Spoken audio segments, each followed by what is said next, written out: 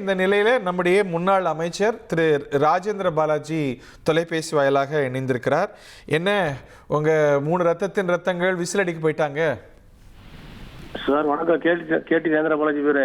வணக்கம், எப்படி இருக்கீங்க? நல்லா இருக்கு சார். நல்லா இருக்கு சார். நல்லா இருக்கீங்களா? நல்லா இருக்கேன். என்ன அதிமுக நல்லா இருக்கா? அதிமுகவுக்கு எப்பயும் நல்லா தான் இருக்கும். 3 பேர் போயிட்டாங்களே, எண்ணிக்கை குறைஞ்சிருச்சு சார். இது இன்னைக்கு இந்த சம்பவம் நடந்ததுல இருந்து வர்ற போன் கால் பூரா இது கேவலமா பேசுறாங்க, கேவலமா நினைக்கிறாங்க. அரசியலுக்கு அப்பாற்பட்டு சில பேராசிரியர்கள் கூட என்ன பேசினாங்க. அவங்க கூட என்ன இவ்வளவு கேவலமா போறாங்கன்னு சொல்றாங்க. இது தவறான ஒரு முன்னுதாரணத்தை தமிழகத்துல ஏற்படுத்துறாங்க. இது வரைக்கும் அதிமுக வரலாற்றிலயோ, திமுக வரலாற்றிலயோ, காங்கிரஸ் வரலாற்றிலயோ அந்த பெருந்தலைவர் காலத்துல இந்த மாதிரி ஒரு சம்பவம் ஏற்படவே இல்லை. நிறைய நடந்திருக்கே. இல்ல, எங்க நடந்திருக்கு? அதிமுக எம்எல்ஏக்கள் திமுக பொதுக்குழுக்கு போனதெல்லாம் பார்த்திருக்கோம். தேமுதிக எம்எல்ஏக்கள்லாம் அதிமுகவுக்கு ஆதரவா செயல்பட்டதையும் பார்த்திருக்கோம். இந்த மாதிரி நிறைய இல்ல சார், நீ அதுக்கு தப்பு. தேமுதிக எம்எல்ஏக்கள் சட்டமன்றத்துல அதிமுக ஆதரவா, திமுக அதிமுக ஆதரவா செயல்பட்டுக்கலாம். இப்படி ரிசைன்மெண்ட் அடுத்த அன்னைக்கே கட்சியில சேர்றதுன்னா எப்படி? அதுக்கு என்ன அர்த்தம்? இல்ல, அதாவது ஒரு கட்சியில எம்எல்ஏ இருந்துகிட்டு இன்னொரு கட்சிக்கு விசுவாசமா இருக்கிறது எப்படி? இல்ல என் விசுவாசம் இதுதான் வெளிப்படையா காட்டுறது எப்படி? இல்ல, அவங்க அப்படி ஒண்ணு அதிமுக தேமுதிக ஜெயிச்சவங்க அதிமுகவுக்கு விசுவாசமா இதுலயும் ஓட்டளிக்கல. அரசா இருக்கக்கூடிய அம்மாவை ஆதரிச்சு சில இடத்துல பேசிருக்காங்க ஒழிய அவங்க அவங்க கரவேட்டை கட்டினாங்க. ஐயா, நீங்க பாத்திருப்பீங்க, உங்க மாவட்டத்திலே பாத்திருப்பீங்க. கரவேட்டி கட்சியில் இறஞ்சதுக்கு அப்புறம் வந்தாங்க. எப்போ வந்தாங்க தெரியுமா? அது பதவியெல்லாம் முடிஞ்சதுக்கு அப்புறம் தான் வந்தாங்க. அவங்க கட்சி விட்டு இப்ப நாங்க கட்சி விட்டு எடப்பாடியார் நீக்கிட்டாங்கன்னா இவங்க போய் சேரலாம்.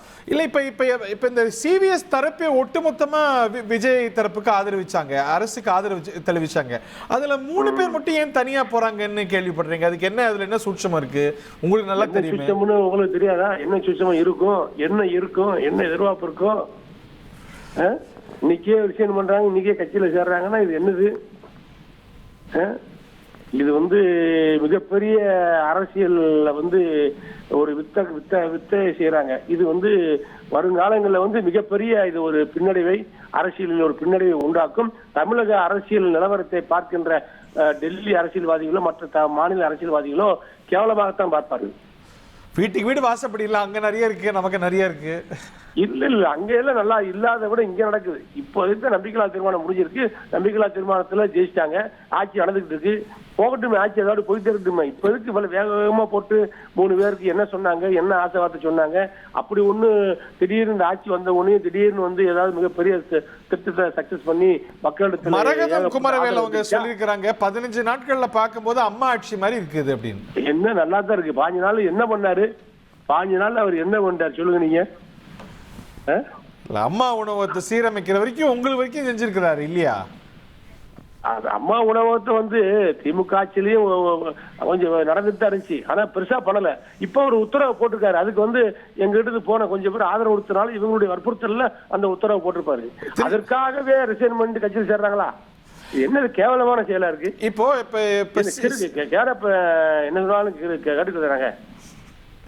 இப்ப ஒண்ணுங்க புரியல. நீங்க எடப்பாடியார் பக்கம் தான் இருக்கீங்கல்ல? நான் எடப்பாடியார் பக்கம் தான் இருக்கேன். இப்ப சிவிஎஸ் தரப்பு என்ன செய்வாங்க? இப்ப அவங்களே வித்தியாசமா நிலைப்பாடு எடுத்தாங்க. அவங்கள்ட்ட இருந்து வித்தியாசப்பட்டு ஒரு 3 பேர் நிலைப்பாடு எடுத்திருக்கிறாங்க. ஒரு குழுக்குள்ள இன்னொரு குழு வேற மாதிரி நிலைப்பாடு எடுத்திருக்கு. இது எப்படிதான் சால்வ் ஆகும்? எங்களுக்கு எல்லாம் ஒரே வருத்தம். நீங்க எல்லாம் இப்படி எல்லாம் எங்களை கேள்வி கேட்கறீங்க. ஒரு குழுன்னு இதுக்கெல்லாம் ஒரு முடிவு 2 3 1 வாரம் 4 நாள்ல வந்துடும். அதிமுக எடப்பாடியார் தான், எடப்பாடி தான் அதிமுக உறுதியாயிரும். எல்லாரும் நல்லா போயிட்டு இருக்கு. புரிஞ்சு போனவங்க எல்லாம் வந்துருவாங்க. கட்சி பலமா இருக்கும். 4 சீட்டு சட்டமன்ற உறுப்பினர் வச்சிருக்கும் போது கூட 96ல 4 சீட்டு வச்சிருந்தாங்க அம்மா. அதுக்கு பின்னாடி 98ல டெல்லியில பார்லிமெண்ட்ல ஆட்சி அமைக்கிற அளவுக்கு வாஜ்பாய் பிரதமர் கூட 30 இடத்துல வெற்றி பெற்ற கட்சி தான் அதிமுக. அதற்கு 2001ல ஆட்சி அமைச்சாங்க. 2006ல தோத்தாங்க. 2011ல ஆட்சி அமைச்சாங்க. 2016ல மீண்டும் ஆட்சி அமைச்சாங்க. அது அதிமுகன்னு ஒரு வரலாறு உண்டு. தொண்டை எங்கேயும் போக மாட்டான். கரவேட்டி கட்டினவன் இங்கதான் இருக்கிறான். அதனால வந்து எந்த பிரச்சனையும் எந்த சலனமும் எதுவும் கிடையாது. அதிமுக எடப்பாடியார் போன்ற ஒரு தலைமை இன்னைக்கு அதிமுக எடப்பாடி எல்லாரும் நல்லா தானே இருக்கிறாங்க. நீங்க பாக்குறீங்க, செங்கோட்டையன் மாண்புமிகு அமைச்சரா இருக்கிறாரு. நீங்க எல்லாம் ரோட்ல போறவர் வரைக்கும் விமர்சிச்சீங்க. இன்னைக்கு ஜே.சி.டி. பிரபாகர் அவர்கள் ஒரு சிறந்த சபாநாயகரா இருக்கிறாரு. இப்படி வேணாம்னு எல்லாரையும் தள்ளி விட்டுட்டு இருக்கிறீங்களே, என்ன கணக்குன்னு கேக்குறாங்க. நாங்க யாரையும் எடப்பாடி கோவிச்சுட்டு போனவங்க எத்தனை பேரை கூட்டு பேசியிருக்காரு உங்களுக்கு, அதெல்லாம் உங்களுக்கு வெளியே தெரியாது. கோவிலுக்கு போனவங்களை மட்டும் தான் நீங்க சொல்றீங்க. அது ஒரு செங்கோட்டையன் போனதுக்கெல்லாம் சில வேற காரணங்கள், அது அவங்களுக்குள்ள உள்ள பிரச்சனை. அதை ஒன்ன வச்சே சொல்லக்கூடாது நீங்க. ஏன்னா மற்றபடியில வந்து கட்சியில எத்தனை பேர் இணைச்சிருக்காரு, திமுக எத்தனை பேர் சேர்ந்திருக்காங்க, காங்கிரஸ் எத்தனை பேர் சேர்ந்திருக்காங்க, சேர்ந்தவங்களே சொல்லுங்க. எடப்பாடி தலைமையில பல பேர் கட்சியில இணைஞ்சிருக்காங்கல்ல. இப்ப பலமான கட்சியை உருவாக்கி இன்னைக்கு தமிழ்நாடு முழுக்க வந்து மக்களை காப்போம், தமிழகத்தை மீட்போம் சொல்லி 196 சட்டமன்ற தொகுதியில பிரச்சாரம் பண்ண ஒரே அரசியல் தலைவர் யாருன்னா திமுக கிடையாது, தாவக கிடையாது, அதிமுக எடப்பாடியார் தான். ஆனா அதுக்கு தோல்வி கிடைச்சிருக்கு. அதனால தோல்வியை பத்தி பேசுவோம்னு கேக்குறாங்க. பொதுக்குழு கூட்டுங்கங்கறாங்க. இப்ப நடந்த தேர்தல் ஒரு மிராக்கு, ஒரு அலை, ஒரு மின்னல் மாதிரி அடிச்சிட்டு போயிருச்சு. விஜய் என்ற ஒரு மாஸ் நடிகர், அவரை பார்த்து ஓட்டு போட்டாங்க. யாரு வேட்பாளரை பார்க்கல, வேட்பாளர் யாருன்னு தெரியாம அவருக்கு ஓட்டு போட்ட ஓட்டு தான். இந்த ஓட்டெல்லாம் நிலையான ஓட்டுன்னு சொல்லாதீங்க. நிச்சயமா இருக்கக்கூடிய வாய்ப்பே கிடையாது. இன்னைக்கு வந்து நடிகர் விஜய் அவருக்கு ஓட்ட போட்டுன்னு போட்டாங்க, அவ்வளவுதான். அதுல வந்தவங்க தான் இந்த ஆட்சி. ஆகவே வந்து இது வந்து ஒரு மிராக்கில் வந்த ஆட்சி தான். ஆகவே இதை சொல்லிக்கிட்டு அதிமுக பலவீனமாச்சுன்னு சொல்லவே சொல்லாதீங்க. நிச்சயமா வந்து திமுக எதிர்ப்பான கட்சிங்கன்னா அதிமுக தான் இன்றைக்கு தமிழ்நாட்டு மக்கள் பார்க்கிறார்கள். ஸ்டாலினுக்கு எதிர்ப்பான தலைவராக எடப்பாடி தான் பார்க்கிறார்கள். இல்ல, ஆனா குற்றச்சாட்டு சீரியஸ் தரப்புல நீங்க அவரோட சேர்ந்து ஆட்சி அமைக்க முயற்சி செஞ்சீங்க. திமுக நம்ம பரம வைரியம் அவங்களோட. அதெல்லாம் அப்படிலாம் கிடையாது சார். அதெல்லாம் சும்மா வந்து இட்டு கட்டி விடப்பட்ட கட்டுக்கதைகள். அதெல்லாம் கிடையாது. அப்படிலாம் ஒண்ணு எங்களுக்கு தெரியாம வந்துட போகுது. அதெல்லாம் கிடையாது. அதெல்லாம் வந்து சும்மா வந்து அது ஒரு வதந்தியை கலப்பி விட்டாங்க. உங்களுக்கு உறுதியா நம்பிக்கை இருக்கா? இப்ப சிபிஎஸ்சி எஸ்பிவி எல்லாம் வந்துருவாங்க, எல்லாம் ஒண்ணு மண்ணா இருப்போம் நம்பிக்கை இருக்கா? உறுதியா வந்துருவாங்க. கட்டாயம் வந்துருவாங்க. கட்சி வந்து எடப்பாடி தலைமையில வலுவோடும் பொலிவோடும் நாளையிலிருந்து நல்ல காலம் நடக்கும். நன்றி Rajendra Balaji sir. Thank you very much. இப்போ 21 நாட்கள் தான் ஆகிருக்கிறது சட்டமன்றம் அமைந்து. 3 எம்எல்ஏக்கள் ராஜினாமா செஞ்சிட்டாங்க. அதனால இடைத்தேர்தல் வருகிறது. திருச்சி கிழக்குக்கு ஏற்கனவே முதலமைச்சர் 2 தொகுதியில் வென்றதுனால ராஜினாமா செய்தனால வந்திருக்கிறது.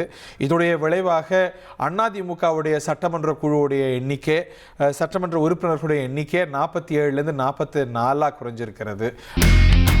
இனி செல்லும் இடமெல்லாம் செய்தி. தந்தி டிவியின் வாட்ஸ்அப் சேனலை ஃபாலோ பண்ணினா செல்ல இருக்கும் இடமெல்லாம் செய்தி. இதோ QR கோட், இப்பவே ஸ்கேன் பண்ணுங்க, ஃபாலோ பண்ணுங்க. 1,28,00,000 மனங்களை வென்ற தந்தி டிவி யூடியூப் சேனல். தவிர்க்க முடியாத தம்ப்நெயில், கலக்கலான கான்டென்ட்ஸ். நீங்களும் இந்த குடும்பத்தில் இணைய இப்பவே சப்ஸ்கிரைப் பண்ணுங்க.